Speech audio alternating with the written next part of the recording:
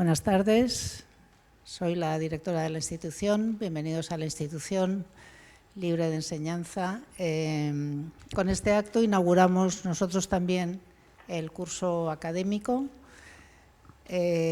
A Carlos Magro estamos más acostumbrados a verle como presentador de las obras de otros autores.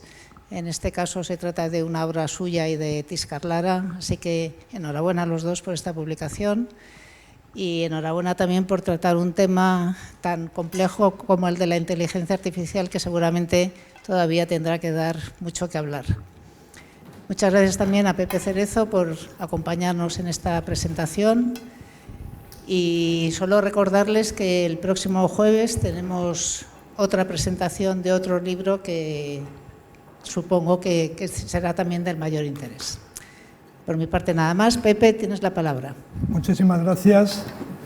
Muy buenas tardes a todos y a todas. Muchas gracias a la institución por la invitación, a Carlos y a Tiscar, a Carlos doblemente porque nos ha invitado a este ciclo y además para presentar su libro, con lo cual, perfecto. Voy a hacer una breve introducción. Bueno, yo soy Pepe Cerezo, me he dedicado casi toda mi vida al mundo de la consultoría especializada en medios de comunicación y desde hace aproximadamente 1 año y medio constituí Digital Journey. Digital Journey es un think tank digital, un entorno físico y digital pensado para reflexionar sobre la sociedad de la información. Suena raro, ¿no?, lo de sociedad de la información, ya nadie lo utiliza, pero los que empezamos hace 20 años en la digitalización, conceptualizamos una sociedad en la que lo digital tenía unos valores y unos principios que iban a potenciar, o creíamos que iban a potenciar, ciertos valores, ¿no?, frente al mundo tradicional. Más participativo, más comunicativo, más democrático incluso, y eso vimos que la evolución, por eso que se vino a denominar la economía de la atención y de los algoritmos y el poder de las plataformas, transformó totalmente. Durante ese tiempo los que evangelizamos y los que hicimos mucha evangelización, yo particularmente, no sé otros, me sentí como que habíamos contribuido a un modelo que no era el que pensábamos, ¿no? Hace 20 años hablamos sobre la blogosfera, sobre los procomunes, sobre el contenido participativo, sobre el periodismo colaborativo, conceptos, la web 2.0, mucho más social, en la que era una concepción diferente a lo que ha ido el mundo digital y lo que vemos en las que se han convertido en las plataformas que muchos de nosotros somos descreídos y nos hemos ido saliendo. En ese contexto creía, en mi pequeña manera, era contribuir a reflexionar de nuevo cómo podría ser el mundo digital que queríamos, ¿no? No dar por supuesto que la tecnología solo tiene un camino y es el camino de las grandes plataformas.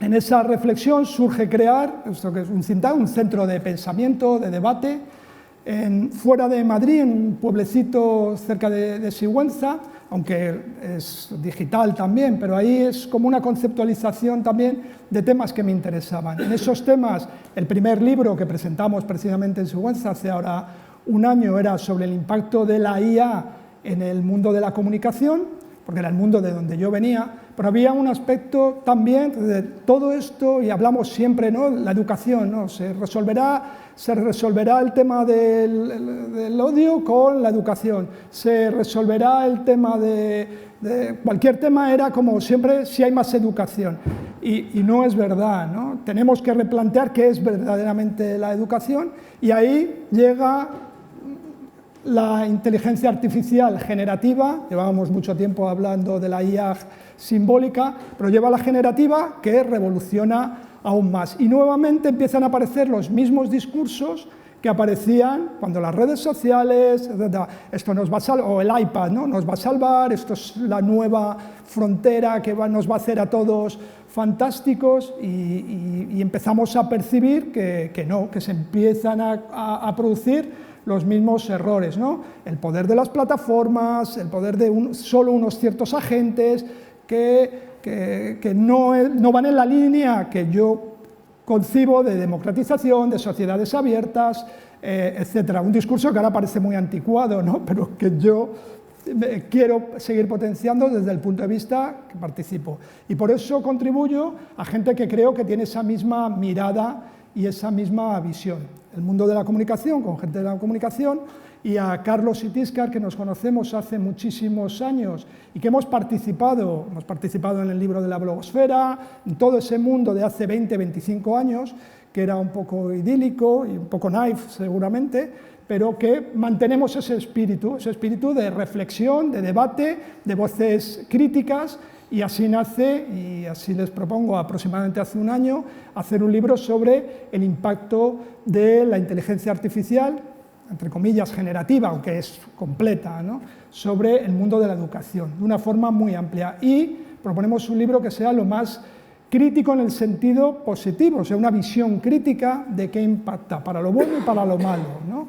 Y cómo puede ser útil para aquel que lo lea. Eso quiere decir que no es una guía de uso, que es otra de las tendencias habituales en las publicaciones, guías de uso de cómo utilizar ChatGPT, no era eso, y yo creo que todos los que estáis aquí sois conscientes de que lo que vamos a hablar ahora no es de eso, sino de cómo afecta realmente y cuáles son, y ahora ya doy paso, esas costuras de la educación y cómo la IA nos va a potenciar en ese sentido. Cuando empezamos, y ya abro, yo creo nos conocemos, Tíscar Lara es subdirectora de Transformación Digital y Comunicación del Instituto Cervantes, y Carlos tiene una larga trayectoria independiente y como consultor también, con muchísima experiencia en el mundo digital y también de la IA. Y cuando empezamos, y en todas las primeras galeradas, cuando empezamos a trabajar, siempre aparecía el tema de las costuras, ¿no? Y así se llama el libro, la IA, la educación, una relación con costuras. Ese es el primero. Cuando hablamos de las costuras, ¿cuáles son las costuras de la educación? Tíscar. Bueno, buenas tardes y gracias por la invitación a la institución y a todos vosotros por acompañarnos. Hablamos de costuras como esas fricciones que llevan incardinadas toda tecnología y muy especialmente la inteligencia artificial. Y hablamos de costuras especialmente en esa relación que tiene con la educación, porque se da la circunstancia de que, por un lado, la inteligencia artificial viene con esa promesa de hacerlo todo como más fácil, más transparente, ¿no? Se utiliza mucho esa expresión de transparente para el usuario, que no nos demos cuenta, que sea ubicuo, que sea lo que se llama también tecnología seamless, ¿no? Sin costuras, que no haya fricción. Es lo que se nos vende y lo que compramos, lo que parece que vamos buscando. Que no nos demos cuenta de que estamos utilizando tecnología, que está mediando de alguna forma. Y por otro lado, precisamente en la educación, las costuras lo son todo. Revelar las costuras es la misión de la educación. Es mostrar, es enseñar, es hacernos poner atención en esos puntos de fricción, en que nos fijemos en las contradicciones, en que nos fijemos en esos saltos incómodos, para que podamos hacer de ello un objeto de estudio, que nos cuestionemos, que analicemos, ¿no? Esa es, en cierta manera, la esencia y la misión de la educación. Por eso, cuando juntamos inteligencia artificial y educación y empezamos a trabajar y a hablar sobre cómo enfocarlo, cómo intentar huir de lo manido y, ¿no?, ya muy agotador, ¿no?, los riesgos y las oportunidades, ¿no?, era lo primero que nos salía, ¿no? Acabas haciendo como el informe clásico y no era eso lo que queríamos hacer. Nos dimos cuenta de que ahí es donde teníamos el eje que nos iba a ayudar a desarrollar todas las cuestiones que queríamos tratar en esa reflexión, en ese libro, ¿no? El cómo tenemos que huir de que se nos invisibilicen ciertas contradicciones y tenemos que no solo visibilizarlo, sino hacer de ello un objeto de estudio, porque eso es lo que nos va a guiar y nos va a ayudar a poder tratarlo y a poder abordarlo de una manera integral, ¿no? de una manera crítica y a la vez bueno, pues, con imaginación, con una actitud positiva para ello. Sí, no sé si lo he definido bien. ¿Cómo lo has definido, ¿no?, durante 200 páginas, o sea, que lo has definido bien. Pero es un poco la génesis del libro, que tengo que confesar, y lo decía ahora Tiscar, que lo abordamos con muchísima incertidumbre y muchísimas dudas, porque es verdad que bueno, empezamos hace casi un año, pero en 2 años y pico se habían generado, bueno, infinitos documentos, textos, libros, artículos, hay muchísimo y eso es exponencial. Desde muchas miradas, algunos muy interesantes desde luego, pero es verdad que la aproximación muchas veces es muy repetitiva y no sabíamos, ¿no? Decíamos que merece la pena volver a plantearnos esta cuestión y volver a repetir un poco lo manido además, y repetido no solamente en términos de educación e IA, sino cosas que, como Pepe ha dicho, ya habíamos escuchado muchas veces con otras tecnologías o con otras metodologías. Hay una tendencia muy fuerte en educación a buscar soluciones, en general en la vida, ¿no? El solucionismo, digamos, nos invade por todos los lados. Entonces, para huir, no sabíamos bien por dónde, y es verdad que lo que sí teníamos claro es que la tecnología, no solo la IA, promete sin costuras, promete fluidez, promete rapidez, promete eliminar fricciones. Y sin haberlo pensado mucho, y según íbamos escribiendo, y solo al final le pusimos el título, encontramos que era un buen hilo conductor. Y de nuevo hay muchas referencias cuando lo pensamos un poco, hay muchas referencias que tienen que ver con la costura, con el tejer, con los vínculos. El descosedor, ¿no? lo que utilizamos un poco para quitar el hilo, podría ser casi una especie de instrumento epistémico que nos ayudara a comprender el mundo. Y la metáfora de la costura también está en la metáfora de la fricción, que es muy parecida, y que, si, como decía Tiscar, educar es desvelar costuras, es mostrar lo que otros y otras quieren ocultarnos, aprender es superar fricciones. Aprender siempre requiere un esfuerzo, una fricción, es dificultoso. Y la tecnología y desde luego la IA, tal y como nos la han colocado, no quiero decir que no la podamos dar la vuelta, es una tecnología que nos ahorra el esfuerzo, nos elimina el pánico de la hoja en blanco, nos elimina el esfuerzo de tener que leer y comprender un texto, es decir, que tiene una serie de condiciones en el propio diseño que elimina fricciones, que de nuevo es una metáfora vinculada a la costura que es importante en el aprendizaje y en la educación. Pero es más, es que la escuela como institución depende de una cosa que es el umbral, depende de que seamos capaces de generar algo que separa lo que está dentro de la escuela de lo que está fuera. Si el umbral es un muro infranqueable, es una escuela desconectada del mundo, que muchas veces nos encontramos y pierde el sentido. Y si el umbral desaparece, no es escuela, es otra cosa, es otro lugar de aprendizaje. Luego, gestionar y definir bien ese umbral también tiene que ver con lo educativo y, en este caso, con los fines de la escuela. Y de nuevo la tecnología, desde hace 20 años, y desde luego la IA, borra porque elimina la diferencia entre el aprendizaje formal y el informal, entre estar dentro y estar fuera. Es decir, actúa sobre eso. No estoy ni siquiera valorando si es positivo o negativo, pero nos hace repensar cuáles son los umbrales de la escuela y cómo tenemos que relacionarnos con lo que está ahí fuera.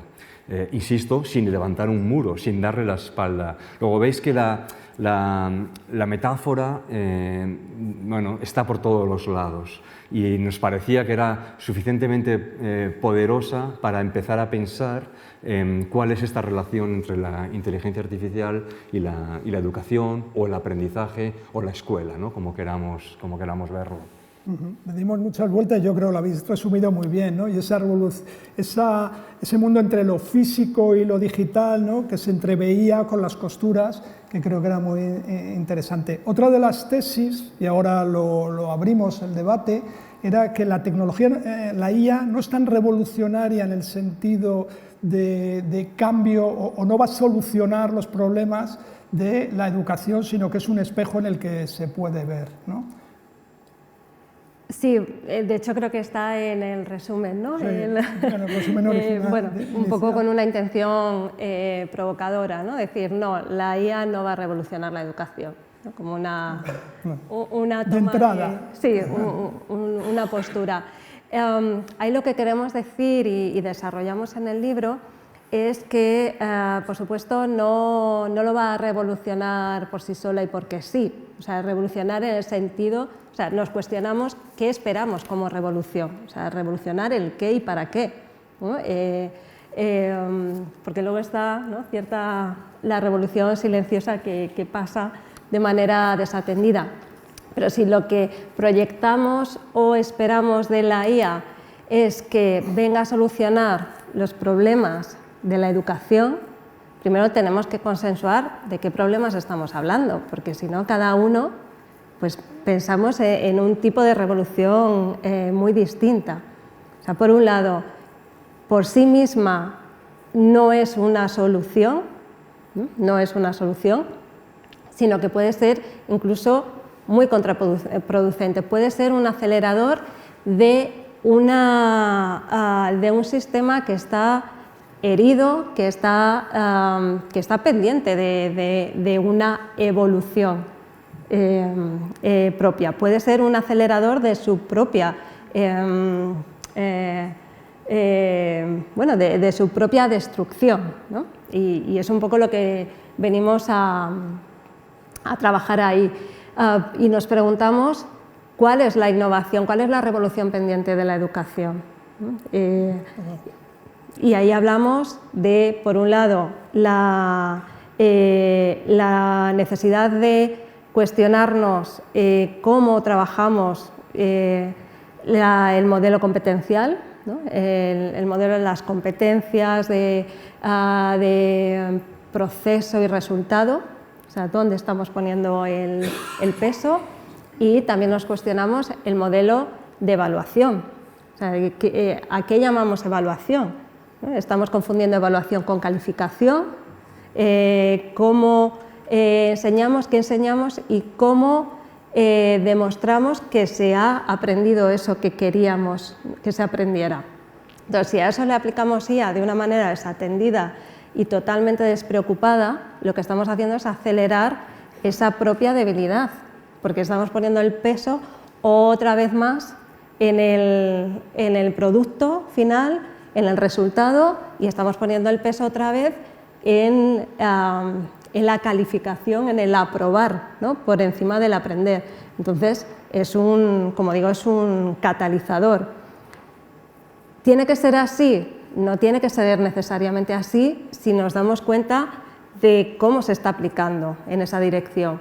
Pero si la tomamos con agencia, si entendemos cuál es su potencial, si lo ponemos al servicio de esa revolución pendiente, de esa evolución pendiente, entonces sí puede ser un apoyo, pero no de una forma natural y totalmente, como decía, desatendida, porque entonces lo que va a hacer es apuntalar, ¿no?, aún más un fracaso que está ahí, que tenemos que también tenemos que convenir, ¿no?, un diagnóstico. Y luego hay una revolución silenciosa que también hay que ser consciente de ella. No entramos a esa revolución, pero sí, frente a los retos que tiene actualmente la educación, ¿qué aporta la IA? Porque si hay un aporte positivo, ¿no?, que puede, de todas esas acciones que pueden ser positivas, ¿con qué os quedaríais? No lo sé, si tiene que tengo cada vez más dudas, ¿no? Sí. Bueno, el libro está lleno de dudas también. Nosotros estamos llenos de dudas. Yo creo que es verdad que hay algunas paginitas sueltas que parecen que son como que las posturas son más fuertes, pero es un poco ficción, ¿no? Es verdad que hay unas páginas que son como una declaración contra esta idea, que es lo que está diciendo Tiscar, que escuchamos constantemente de la IA va a revolucionar la educación, como antes habíamos escuchado otras muchas tecnologías que iban a revolucionar lo educativo. Ahí somos como muy taxativos, muy vehementes, ¿no? Porque en realidad la IA no va a acabar con la segregación escolar, no va a acabar con la falta de docentes, no va a acabar con la falta de orientadores, no va a acabar con la falta de sentido muchas veces de lo que ocurre en las escuelas, no va a acabar con, o no nos va a solucionar el exceso de burocracia por mucho que se diga, no, es decir, hay tantas cosas, no acabar con las diferencias o con el impacto de las condiciones socioeconómicas en los resultados académicos. Todo eso es lo que hace de la educación y de la escuela algo complejo y muy difícil de manejar. Y por supuesto, ni la IA, ni ninguna tecnología, ni nada, ni ninguna metodología tiene esa capacidad solucionista de por sí sola acabar con esto. Por otro lado, es un conjunto de tecnologías de tremendo impacto. Yo no tengo ni idea, la verdad es que tengo muchas dudas, no sé si tiene algo positivo, seguro que sí, y nos esforzamos y en el libro tratamos también de pensar qué puede tener de positivo, pero no es evidente. Tiene de positivo, por ejemplo, esta otra metáfora que utilizamos, simplemente eso ya es algo positivo, utilizamos una metáfora muy manida, ¿no? Muy usada, que es la del espejo.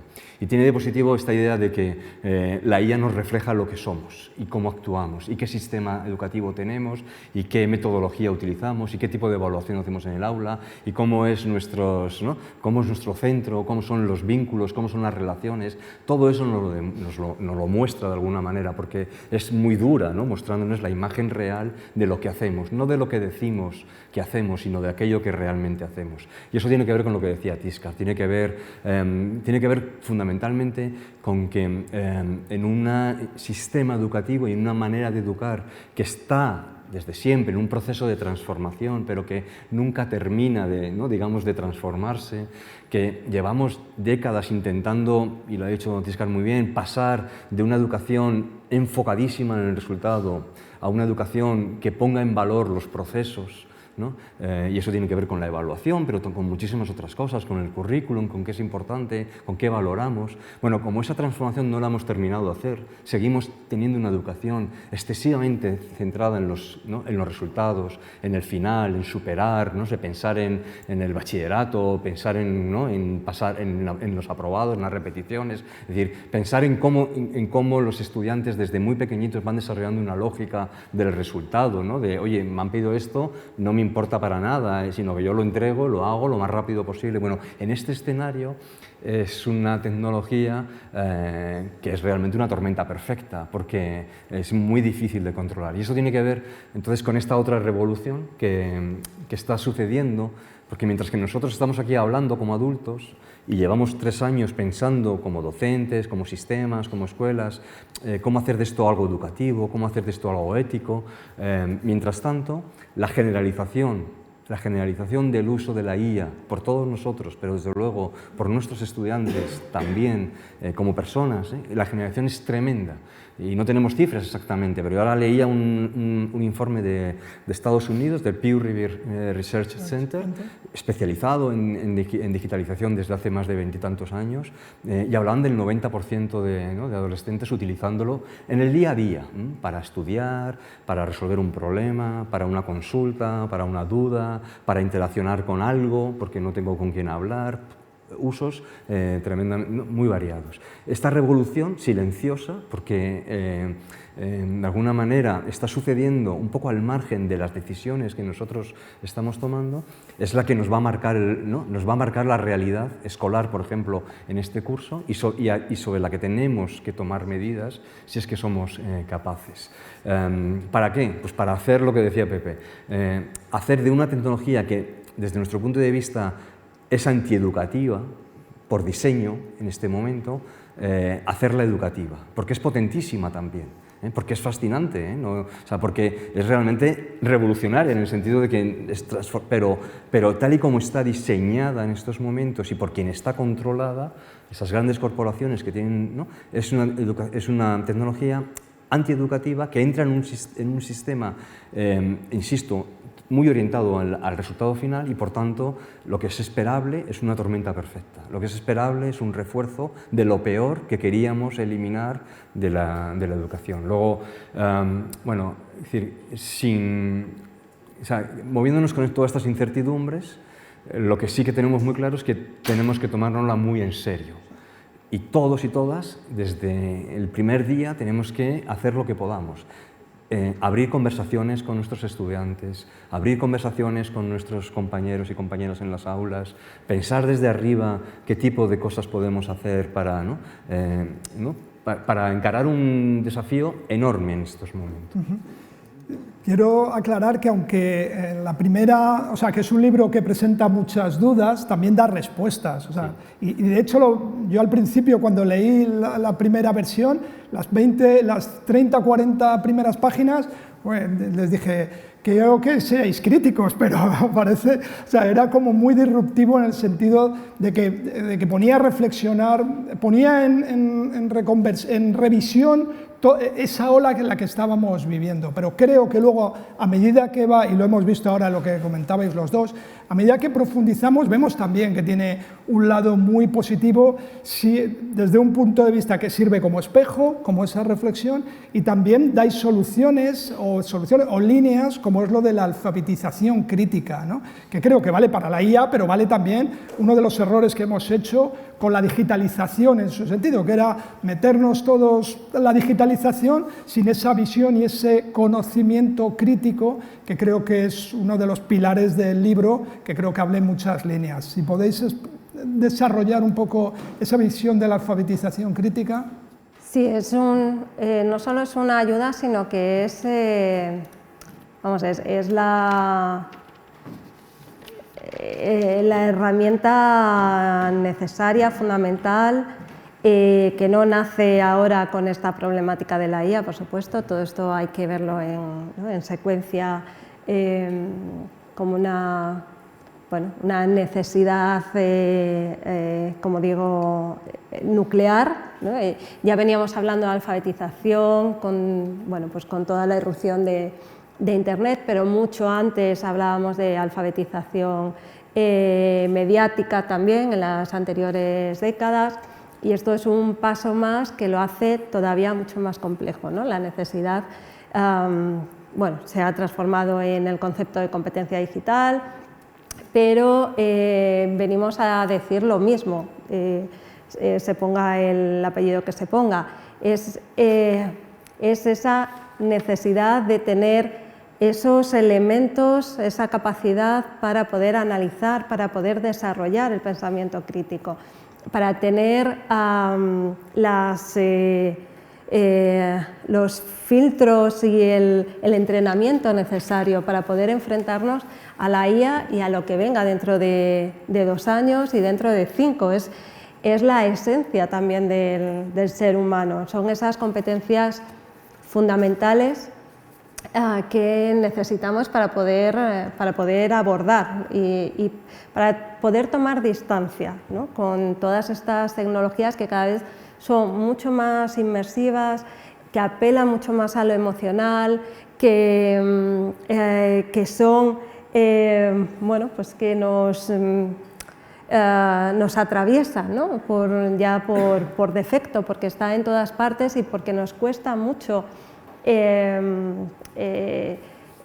marcar esa posición, y es algo en lo que la escuela se tiene que empeñar como objetivo estratégico de base para poder trabajar con todo este contexto, ¿no? No solo con la IA, hoy estamos hablando de la IA, pero es la herramienta cognitiva, no es instrumental. Nos está hablando de muchas cosas. Cuando hablamos de pensamiento crítico, estamos hablando de muchas capacidades que están ahí y que además corremos riesgo de neutralizar o de adormilar, ¿no? También de caer en esta pereza cognitiva, ¿no? En esta relajación de no ver las costuras, bueno, de anestesiarnos, ¿no? Y de alguna manera tenemos que, bueno, que zarandear, ¿no? y desarrollar esas, bueno, pues esas capacidades analíticas, de contraste, de cuestionarnos constantemente. Pero vamos, que es la base socrática, no estamos hablando de nada nuevo, estamos hablando ahora de la digitalización, pero es la esencia también del ser humano, hacerse preguntas, cuestionar, y esto llevado a este entorno de la tecnología, pero no es nada nuevo en sí mismo.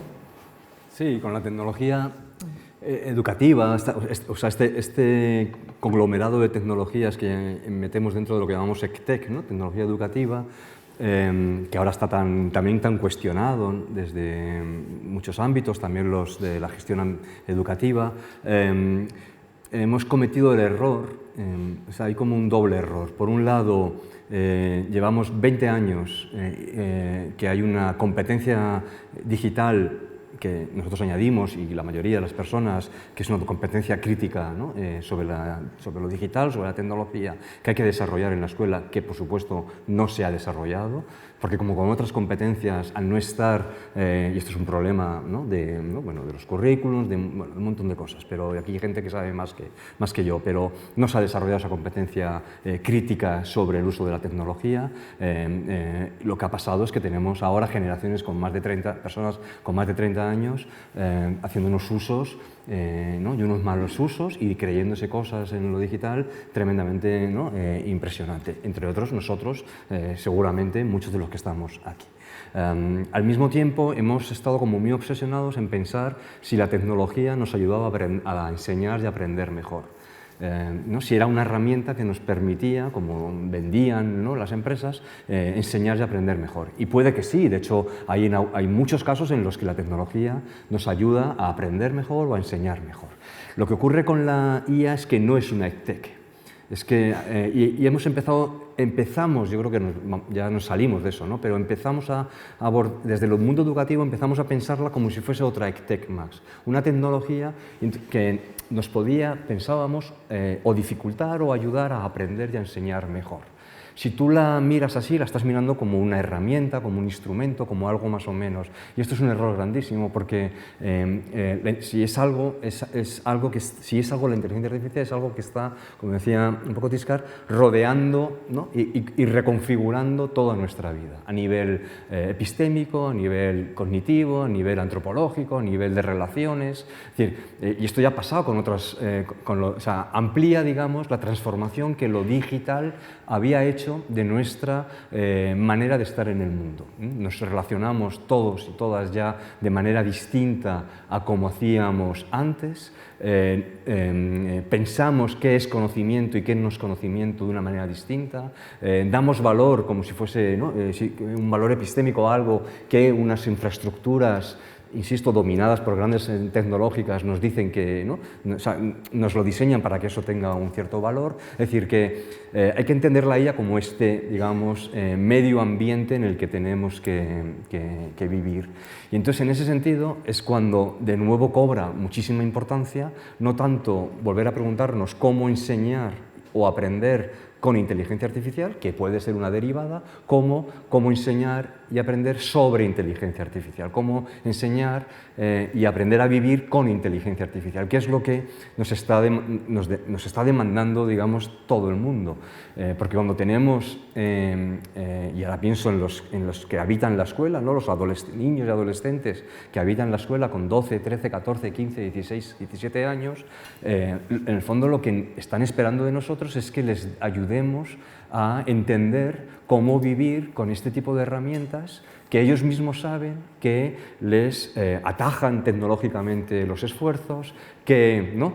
Pueden crearles una dependencia tecnológica, que pueden aminorarles sus capacidades de lectura analítica, ¿no? Es decir, ellos, y todos sabemos que esto puede pasar.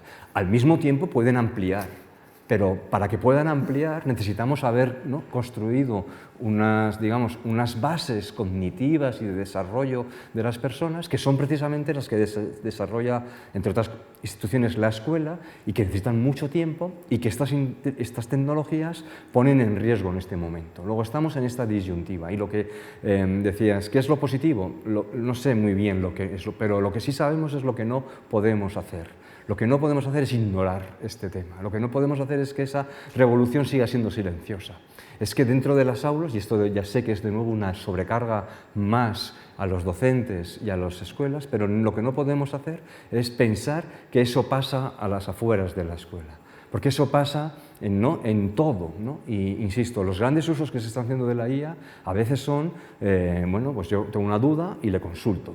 Tengo una duda educativa, no sé resolver este problema y le consulto y a lo mejor me ayuda, o le consulto que me le dé la solución sin más. Pero también están habiendo muchísimos usos que tienen que ver con lo afectivo, con las relaciones, ¿no?, con la interacción, porque la hemos antropomorfizado, la hemos hecho humana por diseño, y ahí hay un riesgo también enorme, sobre todo para todos, pero sobre todo en edades de configuración de la personalidad como son la adolescencia o la primera juventud. Luego estamos, entonces lo que no podemos hacer es ignorar que lo que sí que es importantísimo y es transversal a todas las disciplinas, a todas las materias en la escuela, trabajar un acercamiento crítico a lo que está pasando ahí y a cómo eso me afecta a mí como, ¿no?, como adolescente, como persona y al mundo en general.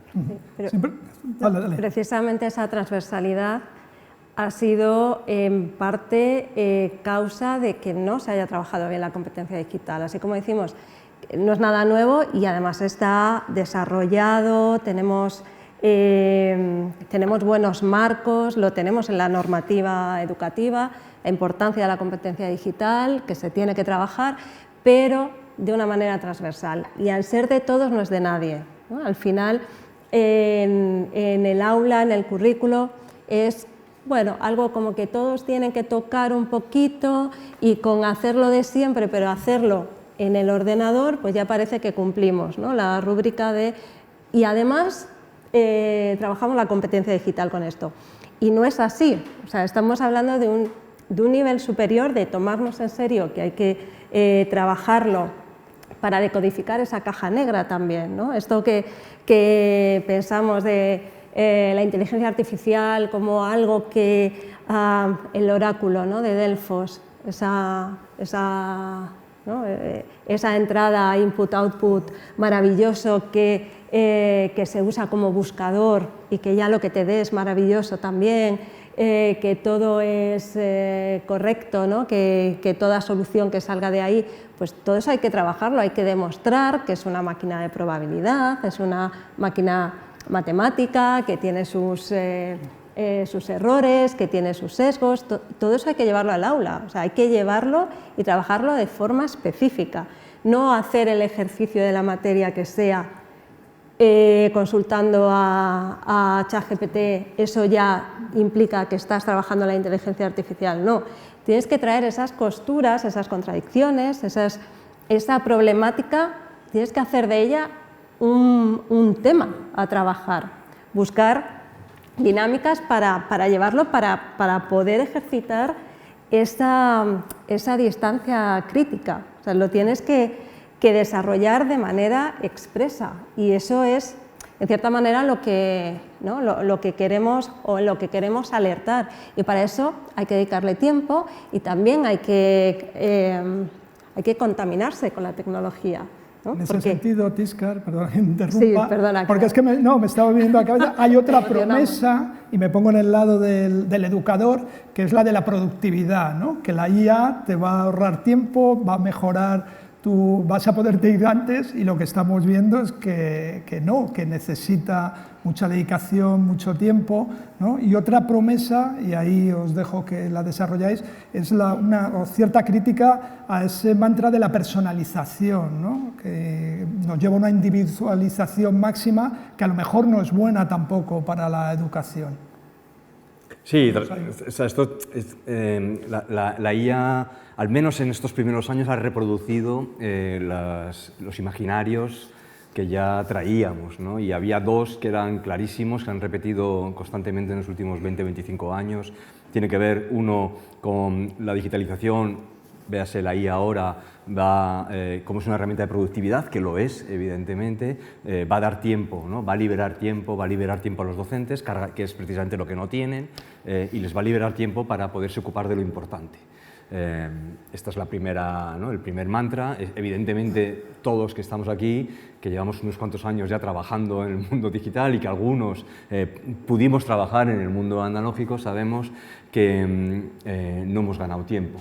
No sé si habremos ganado, no sé si alguien habrá ganado, ¿no? Pero desde luego nosotros como personas no hemos ganado tiempo. Hacemos más cosas a lo mejor, pero tenemos más trabajo. O sea, la sobrecarga de trabajo ha ido creciendo. La digitalización no ha dado tiempo a los docentes. Es más, la burocracia ha seguido creciendo. Y donde antes tenías una cosa, tienes que hacer 10, y donde antes terminabas a las 4, pues ahora ya no terminas. Es decir, que hay que quitarlo del medio. No quiero decir que sean, pero desde luego no es lo que nos va a dar la IA. Segunda idea importante es que las propias grandes tecnológicas que promueven la inteligencia artificial son las que nos dicen lo que es importante.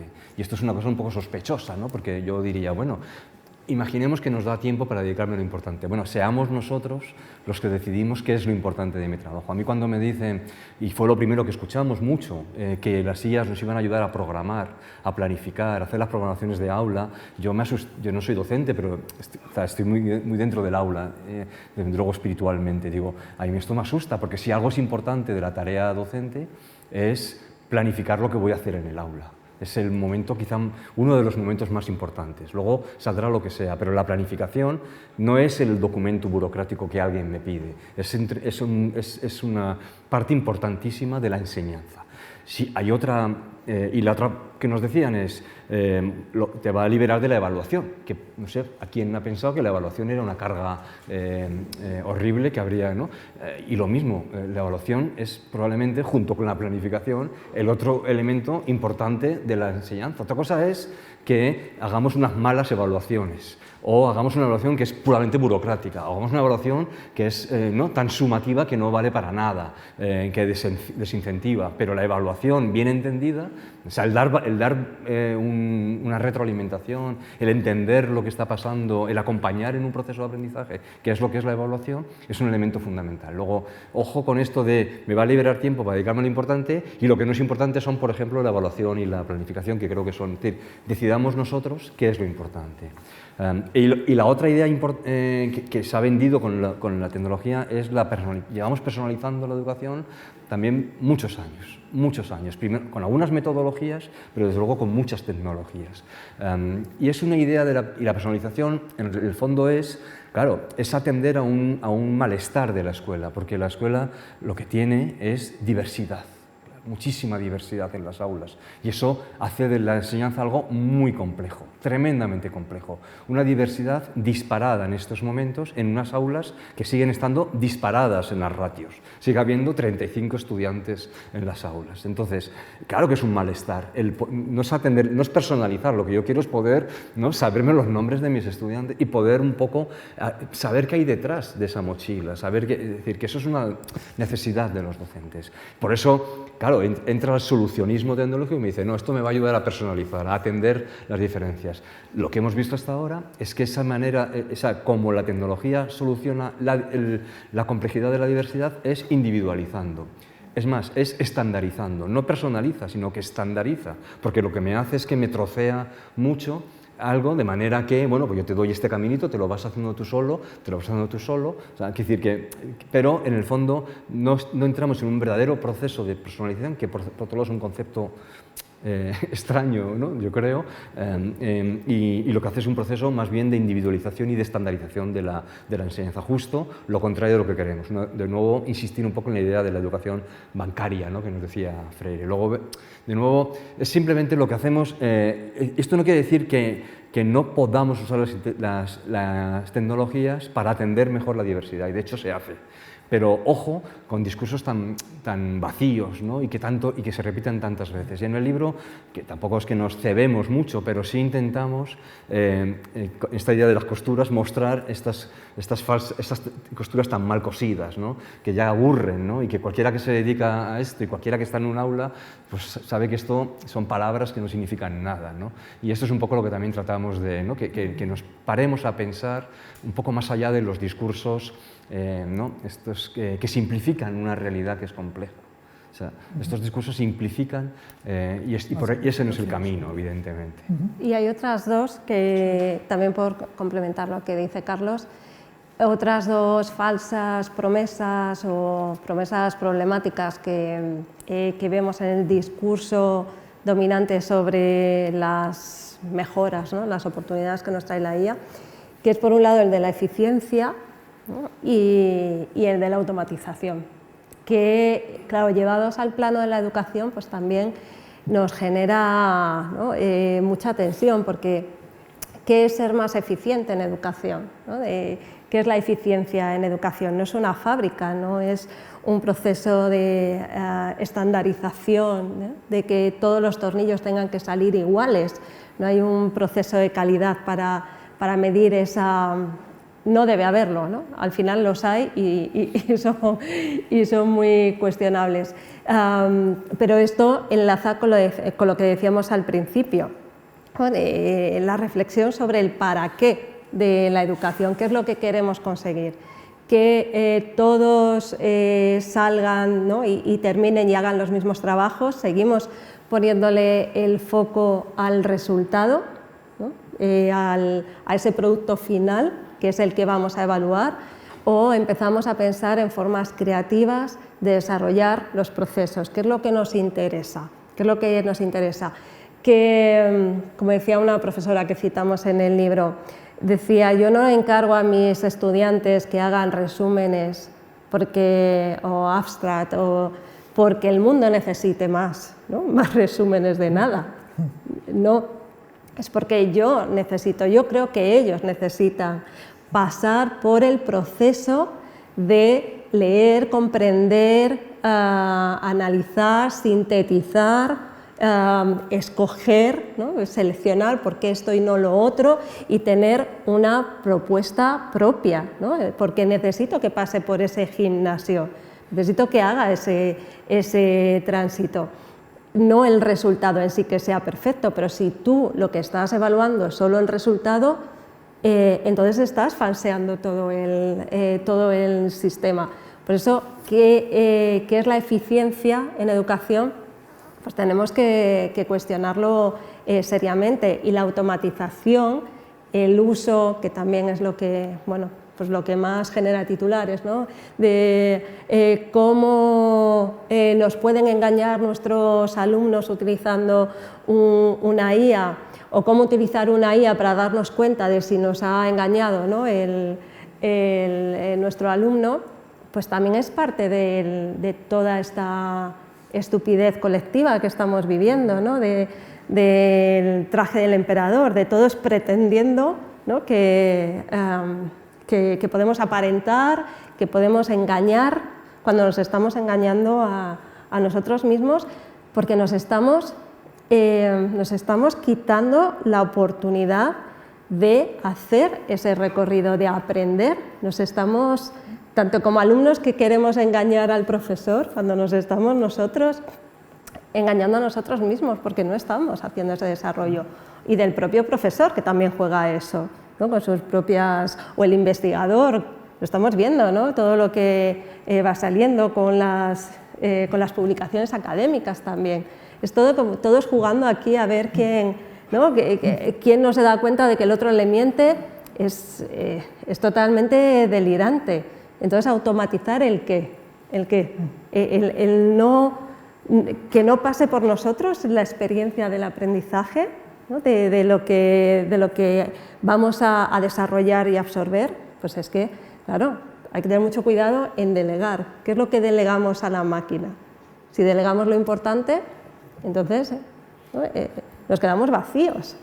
Hay que saber muy bien cómo utilizarla para que no... Antes de dar pie, no para abrir un sí. poco el debate, hay otra cita que a mí me encanta y lo utilizo mucho, y no solo en el contexto de la IA que mencionáis, a Laila Martínez, escritora, que dice: si solo imaginamos un futuro peor, el presente nos parecerá admisible y no lucharemos por cambiar las cosas. ¿Cómo sería ese futuro imaginable o los futuros imaginables de la educación?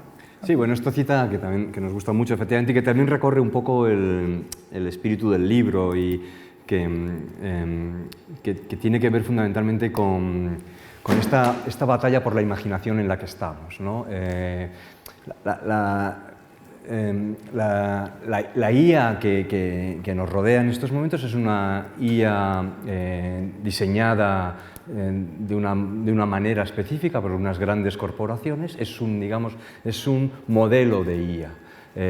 Y con ese modelo de IA va acompañado un imaginario de futuro, un imaginario de mundo, un imaginario de escuela, un imaginario de educación, un imaginario de lo que, digamos, es bueno, ¿no?, para todos nosotros.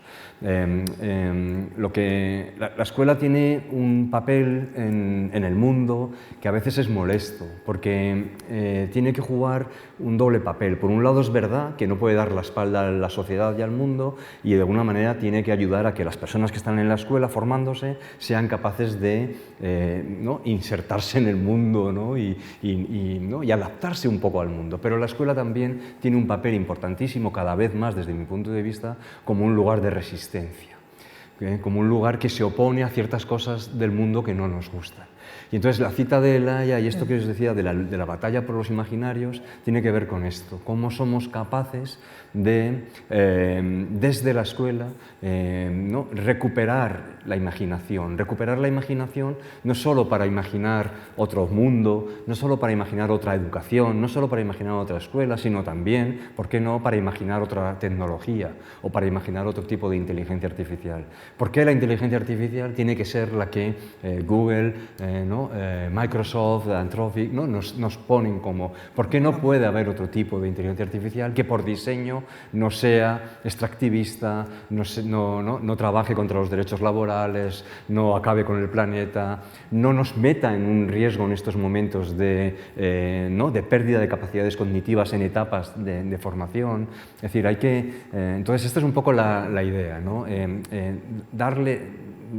Insistir en el papel que tiene la escuela como un lugar de resistencia activa y propositiva, no solo negando y negativa, sino propositiva, para imaginar desde otra educación a otro mundo posible y también otras tecnologías, ¿no? Una lucha desde la escuela por producir otros imaginarios que nos permitan, digamos, vivir un poco mejor de cómo aparentemente muy pocas, porque al final son muy pocas grandes empresas que están determinando, insisto, aspectos muy importantes de nuestra vida, porque, insisto, son tecnologías que conforman nuestra manera de relacionarnos, de sentir, de entender, ¿no?, de comprender, de todo, ¿no? Y por tanto tiene un impacto muy, muy grande. Sí, básicamente es hacer ese esfuerzo por crear un marco propio, por no comprar o entregarnos de una forma totalmente acrítica a un marco dominante, ¿no?, que parece que tiene que ser así, que no hay otra fórmula, y darnos cuenta de que puede haber otras, que las podemos construir, que podemos hacer por ellas, y también introducir un elemento. Por supuesto, para eso tenemos que desarrollar esa capacidad crítica, porque si no el marco es muy difícil de desmontar, pero también introducir, decía, una capacidad también de encontrar matices, de encontrar puntos de encuentro conciliadores, porque la polarización que vemos en tantos órdenes de la vida también está en el debate de la IA, ¿no? Todo parece que es que son, lo llamamos en el libro, estos binomios que están en tensión, que es o regular o innovar, ¿no?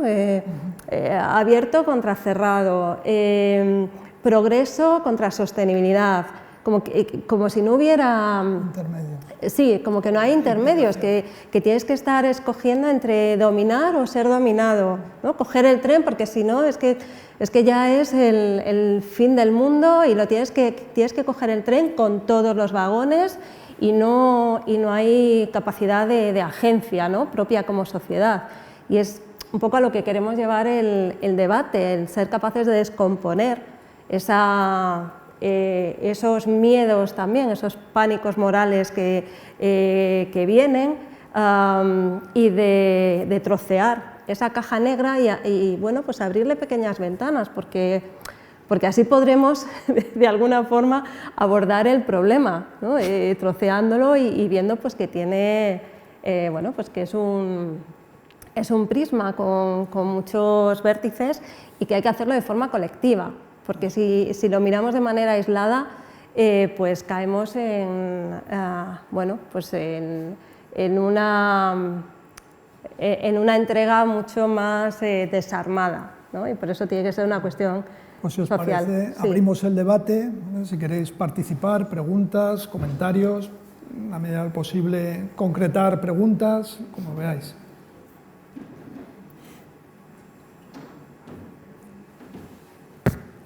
Hola. Hola. ¿Conectado? Sí.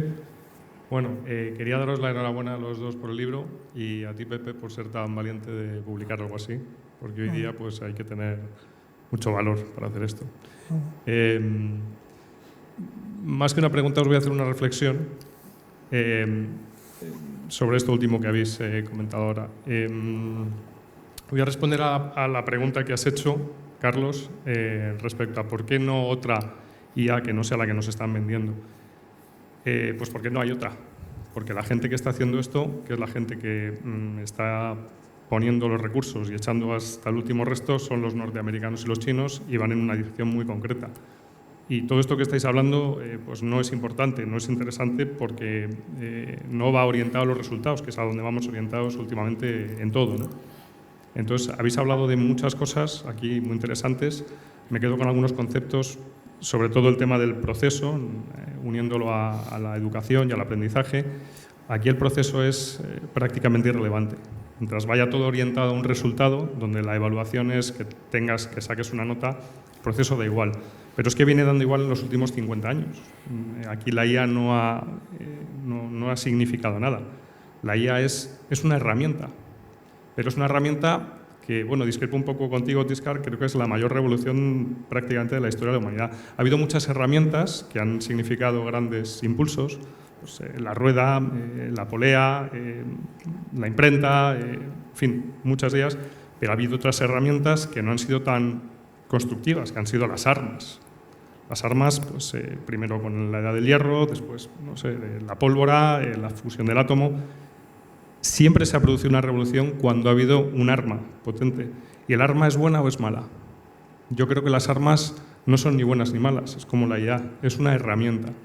Y depende de cómo la utilices, puedes obtener un resultado positivo o puede ser una absoluta catástrofe.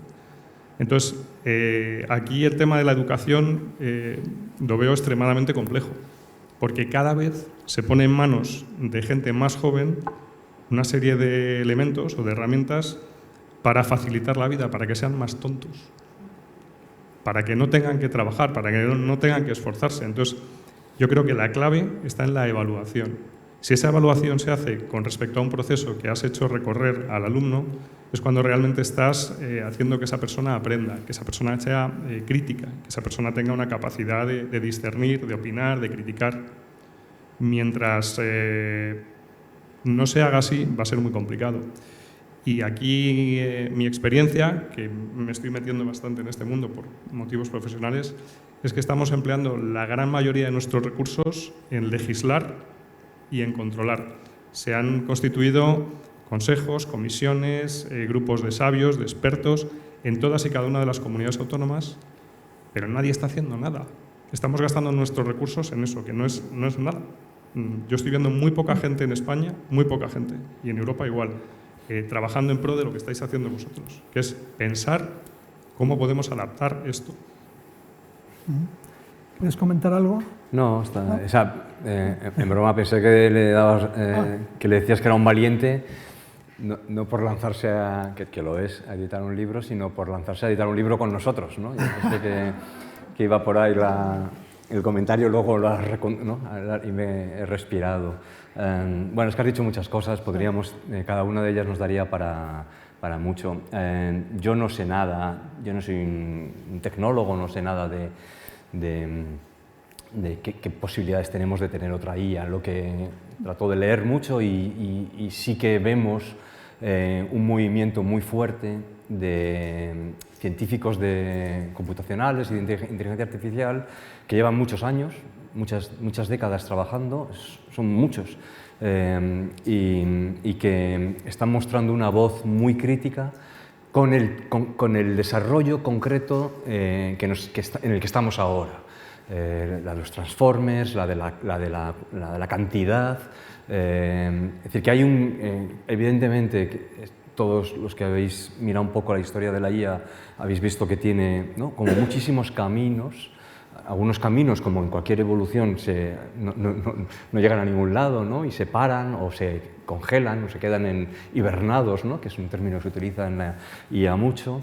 Pero lo que sí vemos en este momento es, por un lado, una crítica muy fuerte de mucha gente que lleva muchos años trabajando en inteligencia artificial, diciendo que eso no es el camino que deberíamos haber cogido. Entre otras cosas porque tiene un límite, que parece que estamos como empezando a ver. Dicho esto, es lo que hay, que yo insisto, nos guste más o menos, efectivamente es tremendamente desafiante, fascinante, diría yo.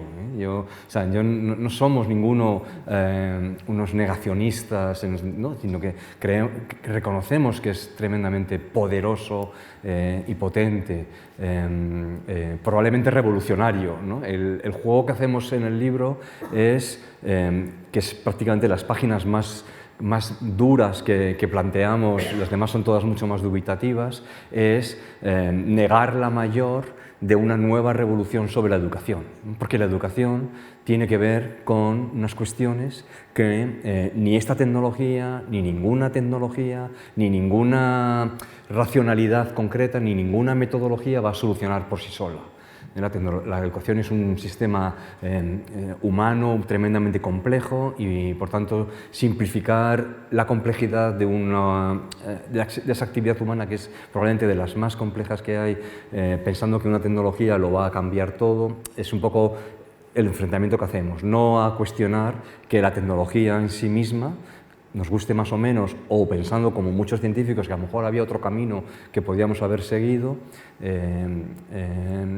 no esté revolucionando ya muchas cosas. Por ejemplo, y dejo esta cosa aquí para que quien quiera la piense, me cuesta pensarla, pero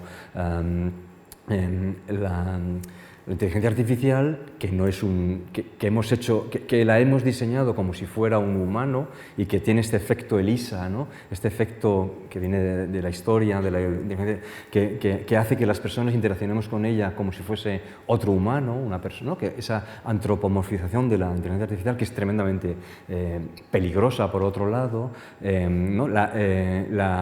En el fondo es muy fascinante, porque tú, cuando interaccionas con este dispositivo, como queramos llamarlo, claro, la respuesta que te da depende de lo que tú le hayas, ¿no? La interacción tuya, tu interacción va a ser modificada por la respuesta que hayas obtenido de la inteligencia artificial, que a su vez va a modificar la siguiente respuesta que te va a dar. Es decir, que entramos en una especie de relación, ¿no?, de cognición, ¿no?, de que esto que podríamos llamar una especie de cognición entrelazada entre humano y máquina, que es tremendamente fascinante para pensar. Porque empezamos a pensar a dónde nos puede llevar esta especie de, ¿no?, cognición consciente como la nuestra, cuando la ponemos en marcha con una cognición no consciente, pero que también es cognición, que es una máquina y con la que estamos interactuando, y esto modifica todo lo que nosotros podemos pensar. Es decir, que entramos en un territorio que bueno, a unos les puede asustar, a otros les puede fascinar, a otros les puede, ¿no?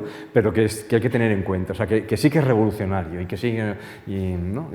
¿no? Y yo ahí sí creo que hay alternativas. Son pequeñas, evidentemente China y Estados Unidos están haciendo está dentro de su geoestrategia, pero hay iniciativas aquí en Barcelona. El Centro de Supercomputación está desarrollando un modelo abierto que es interesante. En Chile las universidades se han asociado para crear un modelo, no es un LLM sino un más pequeño, pero que puede dar y en el futuro, porque la tecnología se convierte luego en commodity y ahí hay muchas posibilidades de lo del leapfrogging, ¿no? de avances. Entonces, creo que no podemos dar solo por supuesto que el futuro está en manos de ChatGPT.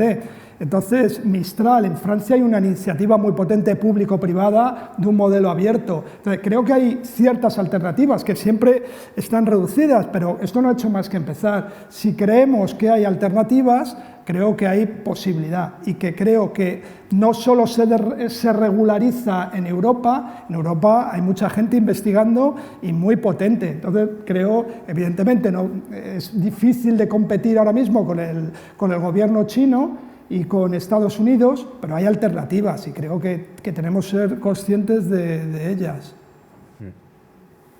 ¿Más comentarios, preguntas? Sí, muchas gracias por la presentación. La tecnología, lo habéis dicho vosotros, hay que interpretarla según el entorno en el cual se desarrolla, que lo construye y vive y se construye desde él. En ese sentido, en un mundo en el cual el mensaje del profesor es el enemigo, que es una frase que nos hubiese puesto los pelos como escarpias y que nadie se hubiese atrevido a decir seguramente hace 5 años, ¿no? Y que hoy es una frase que se repite en los entornos sociales con la misma naturalidad con la que se bloquea ni siquiera la libertad académica, sino la pretensión de enseñar de los profesores, acusándolos los propios alumnos de adoctrinamiento. ¿Nos parece que en ese entorno es minusvalorar el impacto de la inteligencia artificial a la hora de la capacidad que tiene de formalmente sustituir a los profesores en procesos de aprendizaje, no ya de educación? Sí, no, totalmente terrible. Sí, terrible. O sea. Totalmente de acuerdo, efectivamente. Claro, es que en el contexto de cuestionamiento, efectivamente, de las instituciones académicas tradicionales, como estamos viendo, por ejemplo, con los ataques fortísimos a la libertad de cátedra, pero no solo, a las universidades en Estados Unidos. En este contexto, pues estamos la situación se complica muchísimo más, ¿no? Una tecnología que efectivamente no solamente puede sustituir, sino que además está diseñada para ser, ¿no? para no ser respondona, ¿no? Es una tecnología que no te va nunca a fallar y que además no te va a contradecir. No va a haber una huelga de docentes IA, ¿no? De docentes /IA, de máquinas de IA, con el papel de docentes, ni van a cuestionar las directrices de cancelación o las directrices que desde arriba, y lo estamos viendo ya de una manera muy preocupante, efectivamente, no tanto aquí, pero sí en Estados Unidos, y hay que mirar siempre, porque lo que pasa allí es una cuestión solamente casi ya de minutos que no se nos traslade aquí. Es muy preocupante, ¿no? Porque esta situación, y por eso, claro, esto que decías, que hace 5 años era imposible de escuchar, ahora empezamos a escuchar.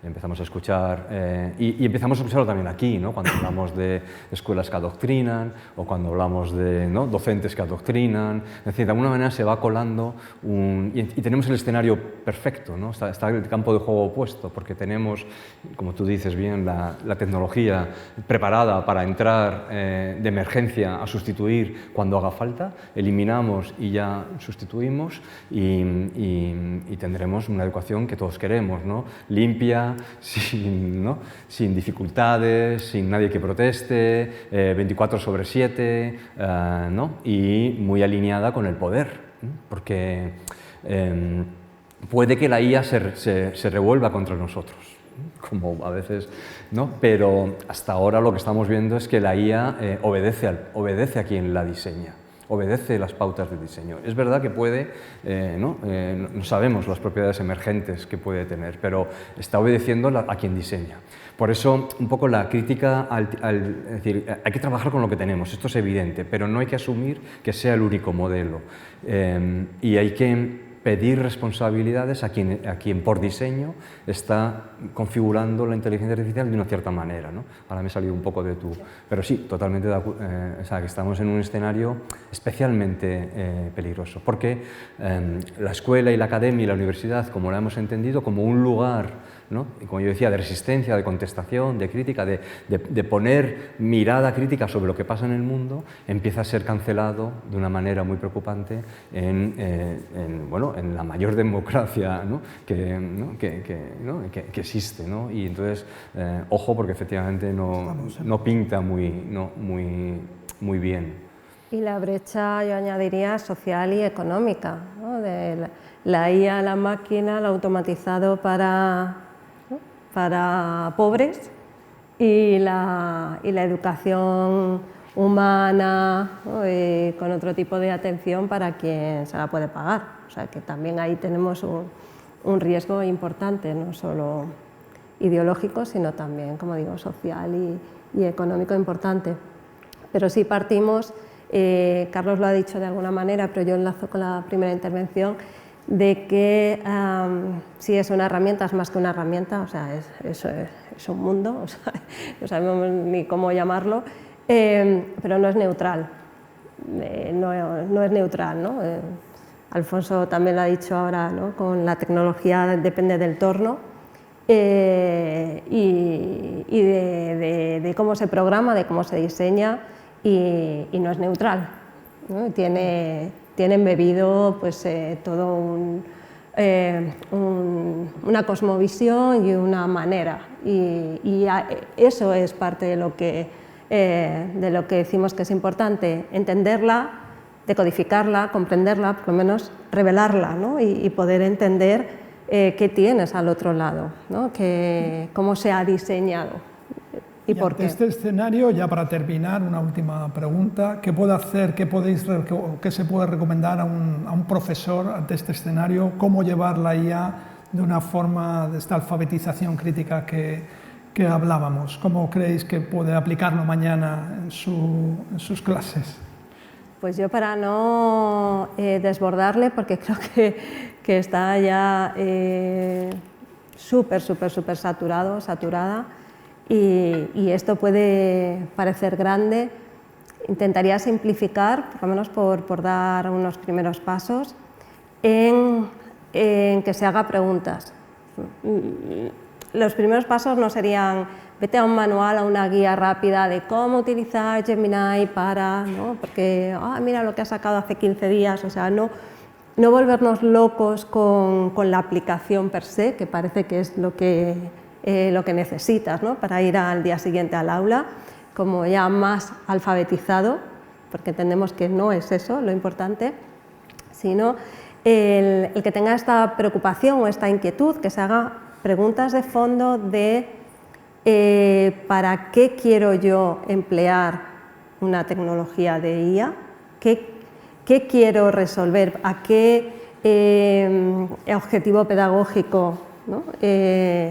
Responde, que no pueda hacer de otra manera? ¿Qué quiero hacer y por qué con ello?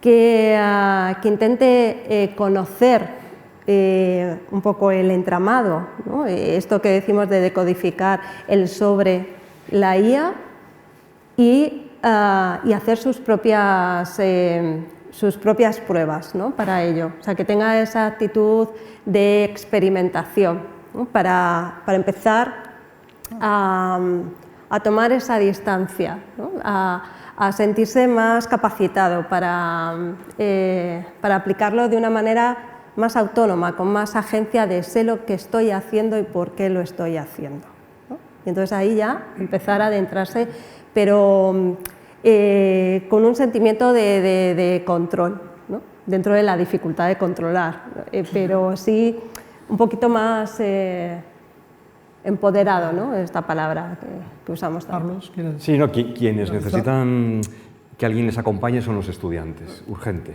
urgente. A unos los presan y otros no. Leíamos estos días un textito de una estudiante como de bachillerato, pero de Estados Unidos, que decía esta frase tan, ¿no? En mi instituto todo el mundo utiliza la IA, pero nadie habla de ella. Esta es la realidad. Entonces, ¿qué hay que hacer? Pues yo creo que hay que hablar con los estudiantes y hay que pensar cada uno, o sea, no hay que obsesionarse por lo que nos parece más evidente, que es esto que escuchamos constantemente, profesores haciendo cosas maravillosas con la inteligencia artificial. No pensemos en qué puedo hacer maravilloso, pensemos simplemente en cómo afecta la inteligencia artificial cotidiana, la que tenemos en el móvil, en el desarrollo como estudiantes, cognitivo, de personalidad de mis estudiantes y en el ámbito de mi disciplina. Entonces yo creo que es una pregunta que cualquier profesor puede hacerse, que es, yo sé que esto está aquí, yo sé que esto lo se está utilizando, quiero hablar con esto con mis estudiantes, quiero hablar con vosotros de esto y quiero que pensemos juntos cómo afecta esto a lo que yo entiendo que es el desarrollo que yo espero que se produzca en este curso que vamos a estar juntos, da igual que sea la asignatura de filosofía, que sea la de matemáticas, que sea la de historia, que sea cada profesor sabe en su ámbito cómo afecta y en sus prácticas cómo afecta un uso que está ahí medio oculto y que es importante.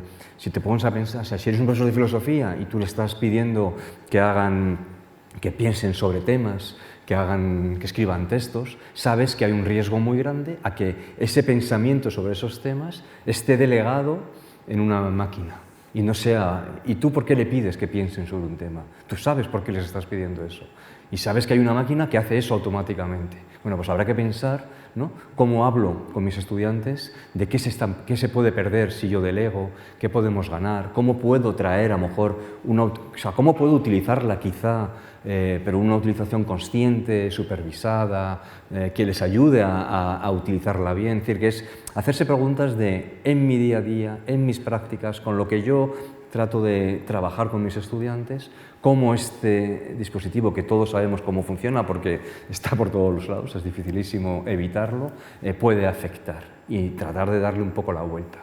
Pero es una conversación que no podemos esquivar más. Esto de en mi instituto nadie habla de la IA pero todos la usan, no puede seguir siendo cierto.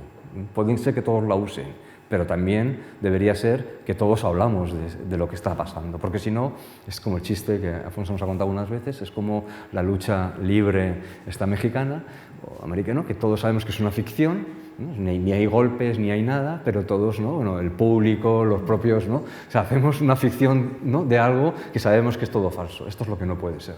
Y eso sería mi recomendación. Creo que es un buen libro para seguir esa conversación con uno mismo. Uno de los riesgos cuando planteé la colección es que fueran libros de leer y dejar, ¿no? O sea, creo que este es un libro de largo aliento, de reflexión, y que creo que encaja muy bien con el espíritu del instituto, ¿no?, de la institución. Y por eso yo creo agradecer mucho que nos hayáis dado este espacio y os recomiendo que lo leáis, penséis y subrayéis. Carlos, Tíscar, un placer como siempre y muchas gracias a todos y a todas por venir.